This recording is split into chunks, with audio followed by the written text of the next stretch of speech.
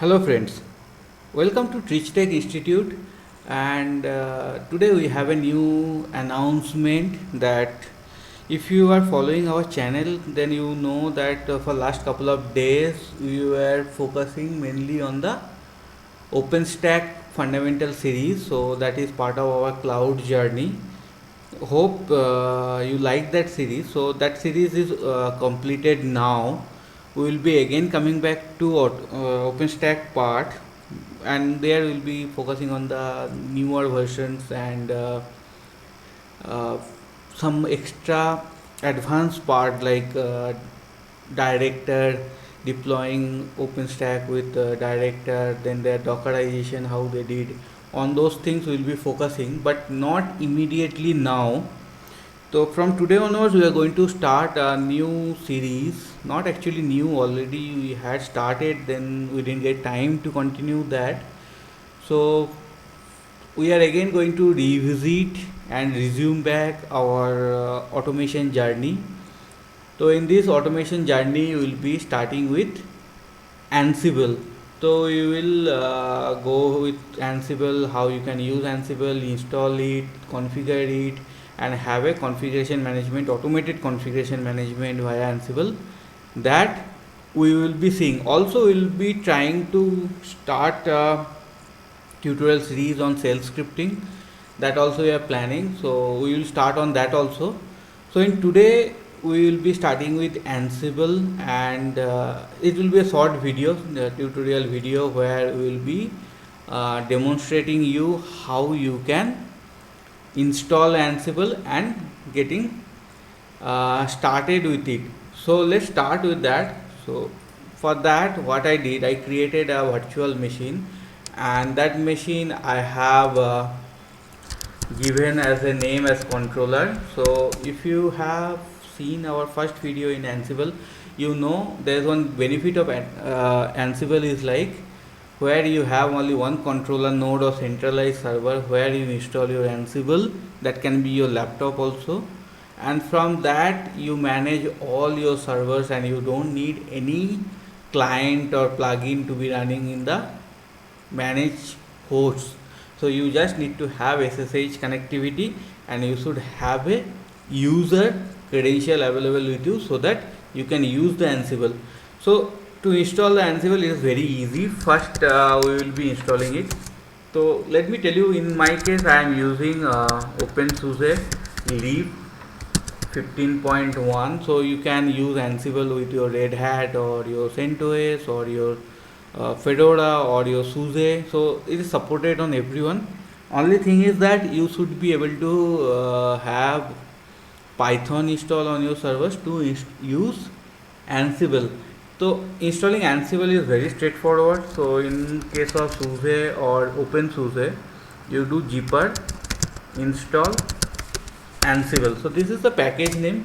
So you do this, you will be able to see that it is going to your repository and trying to fetch Ansible. So you will see it will install many dependent packages, and most of these packages are based on Python 3. So that's why I was telling you should have Python installed on your system to use Ansible. So let's proceed with the installation. So I will give yes.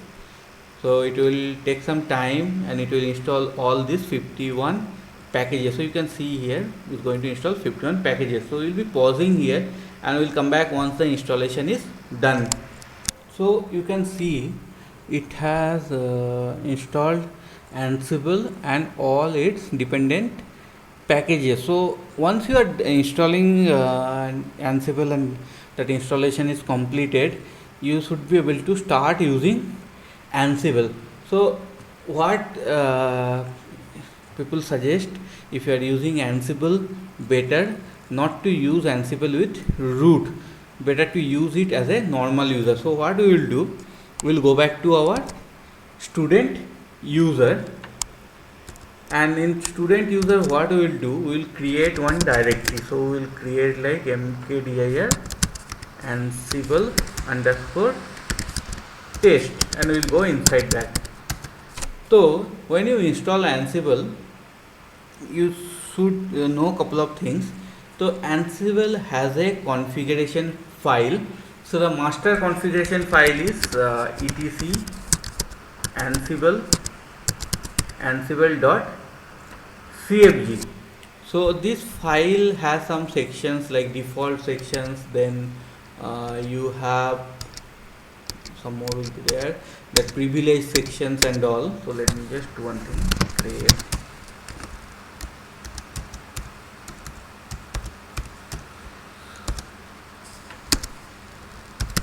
You see ansible.cfg. Okay, I think so you will see this kind of sections will be there in the default Ansible configuration file. So one is defaults, one is inventory, one is privilege escalations, then SSH connection, Paramiko connections, persistent connection, accelerates, SE Linux, color, deep. So these are all sections are there.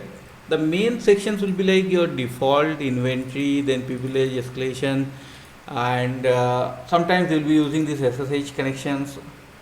So these all are the main sections. So one more thing, what happens if you are configuring this file, it will be applicable for all the users. So what in Ansible is suggested, instead of using this file, you create a local Ansible configuration file. So the hierarchy is like that. So first it will look for your Ansible configuration file in your current directory. So in that case, like home student Ansible underscore test.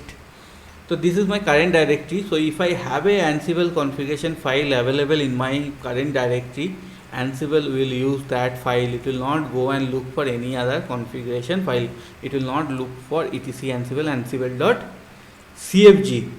If you don't have this file, then Ansible will try to find ansible.cfg in your home directory. If that is also not there, then only Ansible will use this file. So this is the lowest priority, and your current directory ansible.cfg is the highest priority. So it is always advised to create your own local Ansible configuration file and then use it. So in that case, you can have your separate configuration for separate Ansible cases. Like you want to do patching via Ansible, you create one folder, you create a specific configuration for that patching related Ansible modules, and then you use that. So in that case, if you are going to have another one Ansible playbook where you want to do like your configuration of suppose server configuration after installation, so there you can have specific separate Ansible configuration. So none of them will be overlapping with other Ansible configuration and settings. So like this, you create one Ansible configuration file. So what you do, let me put some basic things like ansible.cfg. In that let me put inventory section. So like that I need to put, so every section when I will put, I need to put it like this.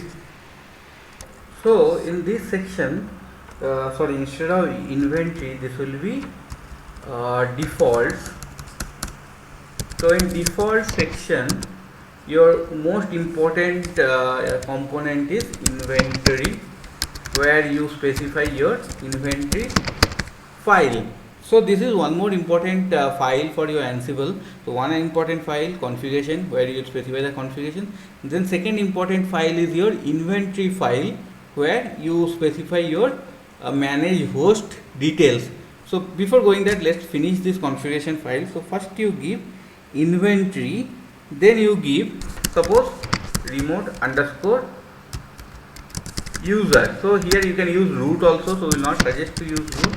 You give some other user, and then you give ask underscore pass is true. So now what happens, you are specifying few things like inventory is like your, this is the file, your remote user, when it will try to connect your managed host, it will be connecting via student user, and ask underscore pass equals to true means it will ask for student password. So if you are using Ansible without setting up SSH key based authentication, where you will have a passwordless authentication, in that situation you have to put ask pass equals to true, so that it asks you for the password. So once you're done with this, then you open create a inventory file. So for inventory file, format is very good, easy. Either you put like IP address like this 192.168.1.10, 192.168.1.20 like this, or you can give a host name also, like server a dot example dot com, server b dot example dot com, or even you can give a range also, like suppose you give 10 dot 10 dot 1 dot, suppose you have a server from 10 to 50, you can give like this also, specify a range. Similarly, suppose you have server take it like A to Z, similarly you can do same thing example dot com. So you can give the names like this. Now this is like straightforward, you're giving host name or IP details of your managed server. So you can even create a group. Now suppose you put a group like production, so here you put prod a dot example dot com, then prod b dot example dot com, then you put one more group like suppose development dev a dot example dot com, dev b dot example dot com. So like this you can create your inventory file. So when you are giving it inside a square bracket, that means you are specifying a host group. So this is one host group production, under which these two servers are there. Similarly you have one more host group dev, under this you have these servers. Now it can be mixed with host name and IP also, or it can be something like this kind of series where you mention like this, that also is possible. Now you can create a master group where you can have multiple other groups inside your that group, like suppose you put a server and then you put children, so that means server is the master group under which the children are like suppose dev and production. Now why these things are important? So now you want to run a set of commands or playbook only on the production servers, like suppose you are doing patching only for production, so you can just specify production, it will only run on these two servers, it will not run on any other server. Similarly if you are doing for suppose all the servers, you can put like server only, then it will run for both dev and production. So like this you can create your inventory file. So you will have two files like this. So you can even verify. So for verifying you can run the Ansible command like Ansible, then you do let me put server, then -i inventory -, and you can list the host also. So for listing host you give -list -hosts. So it will ask for password because it will try to go to those servers. So let me give suppose password. So you can see I have dev A, dev B, prod A, prod B. So that's why I was telling you server is the master group where under that dev also is there, production is also there. So all the four servers are listing. So similarly suppose if I give dev, so I will see I will only get the development servers. So this is asking me SSH password because I have given the option ask pass. So if I do Ansible configuration and if I just put it as false,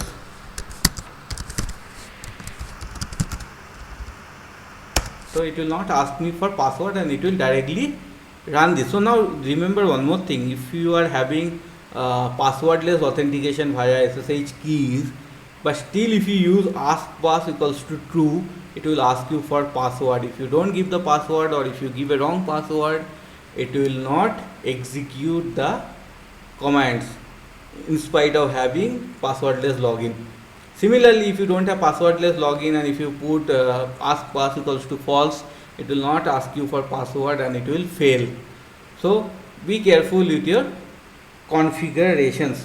So like this, easily you can install Ansible. You can create a basic configuration file. So remember, configuration file name is always ansible.cfg, and then you can create an inventory file. Usually people give the inventory file name as inventory and mention the same file in ansible.cfg file, and in that inventory file specify the manage host details. So one more thing before going, I will show you that Ansible version. So this will give you the Ansible version number. So like for my case, I am using 2.9.6. Which configuration file it is taking? So as you can see, I was telling you, right, if you have a configuration file locally available in your current directory, it will always take that. So you can see config file is home student ansible_test ansible.cfg. It is not going to etc ansible.cfg. If I remove this file, then you will see it is going to etc ansible.cfg. So let me do one thing. Let me rename it and run the command again. So you can now see it is not going in able to see in current directory. That's why it is going for configuration file in etc ansible.cfg. So like this it will go, and you can see the Python version also like that. So like this, very easily you can deploy Ansible in your infrastructure and start using it to manage your other servers. So using Ansible or Ansible-playbook command. So those things we will be seeing in our upcoming videos. So bye now, we will see you in our next video. Have a good day.